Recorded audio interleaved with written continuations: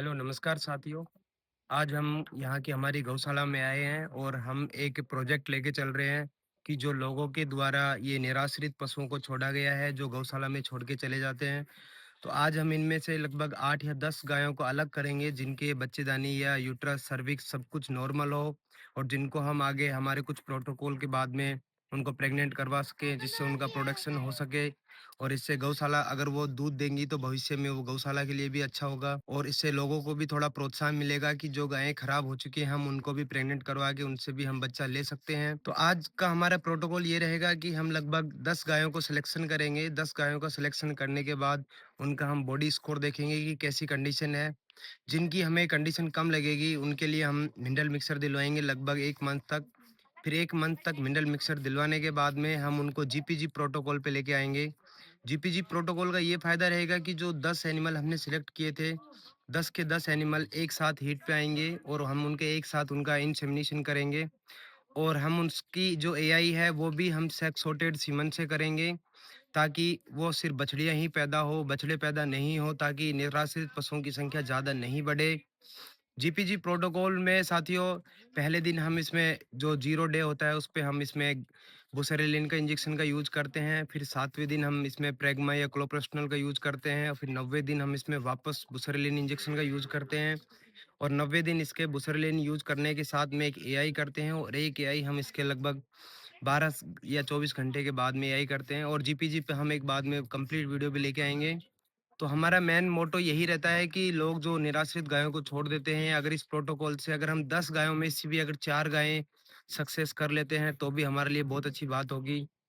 क्योंकि बहुत सारे पशु ऐसे हैं जो लोग यूँ ही छोड़ देते हैं कि हमारे पशु रुक नहीं रहा था, ठहर नहीं रहा था। तो अगर आपके पशुओं में भी इस तरीके की कोई समस्या हो, तो आप जीपीजी प्रोटोकॉल एक बार अप्लाई करें। इससे बहुत ज़्यादा पशुओं के ठहरने की संभावनाएँ रहती है, लेकिन उससे पहले आप उसका जो न्यूट्रिशनल कंडीशन है, आप उसको बराबर मेंटेन करें और उसमें एक बार आप पेट के कीड़े की दवा भी दें। तो दोस्तों वीडियो में आप लास्ट तक बने रहिए। जिन हम 8 या 10 गायों का सिलेक्शन करेंगे, वो हम आपको ज़रूर दिखाएँगे एक-एक गायें।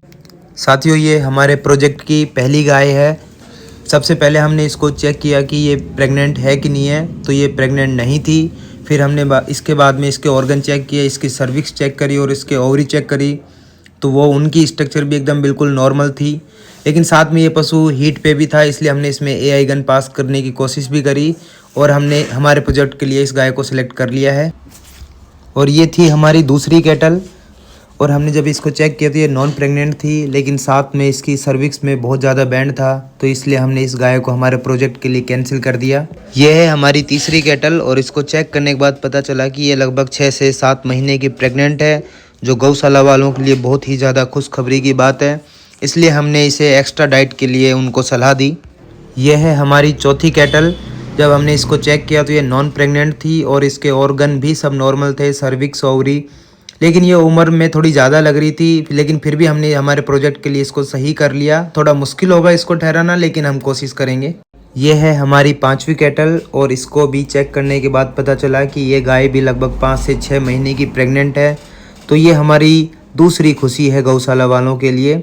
ये थी हमारी छठी कैटल और ये हिफर थी। जब हमने इसको चेक किया तो इसकी बच्चेदानी बहुत ही छोटी थी, सर्विक्स। तो इस गाय को भी ठहराना हमारे लिए एक चैलेंज होगा, लेकिन हम इस पे भी बहुत ही बराबर कोशिश करेंगे। ये हमारी सातवीं कैटल थी और चेक करने के बाद ये लगभग 2 से ढाई महीने की प्रेग्नेंट निकली। और ये है हमारी आठवीं कैटल और ये भी चेक करने के बाद बिल्कुल सही पाई गई, इसके सारे ऑर्गन नॉर्मल थे, तो इसको भी हमने हमारे प्रोजेक्ट के लिए सिलेक्ट कर लिया है। ये है हमारी नवी कैटल और इसकी भी सर्विक्स और ओवरी सब कुछ नॉर्मल था, तो हमने इस गाय को भी सिलेक्ट कर लिया है।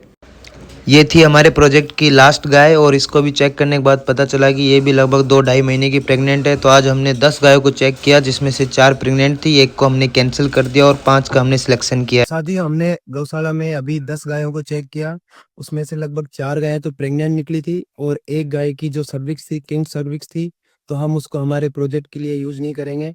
इसके अलावा हमारे पास 5 गायें बचती हैं जिनकी सर्विक्स सही थी और वो नॉन प्रेग्नेंट थी।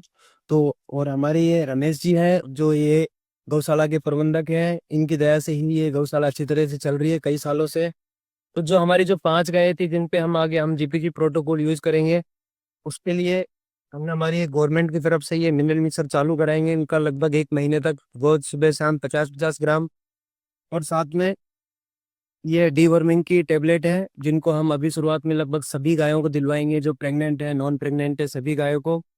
फिर लगभग 1 महीने तक ये मिनरल मिक्सर चलेगा। 1 महीने के बाद हम फिर वापस से उन 5 गायों को चेक करेंगे कि उनकी बच्चेदानी में कितनी ग्रोथ हुई है कि नहीं हुई है, और फिर जीपीजी प्रोटोकॉल के तहत उनको लेके फिर उनके सीमन लगाएंगे। सीमन भी हम सेक्स सॉर्टेड सीमन लगाएंगे जिससे केल्डिया ही पैदा हो। तो दोस्तों, मेरी वीडियो आपको अच्छी लगी हो तो इसको लाइक करें, शेयर करें और सब्सक्राइब करें। धन्यवाद।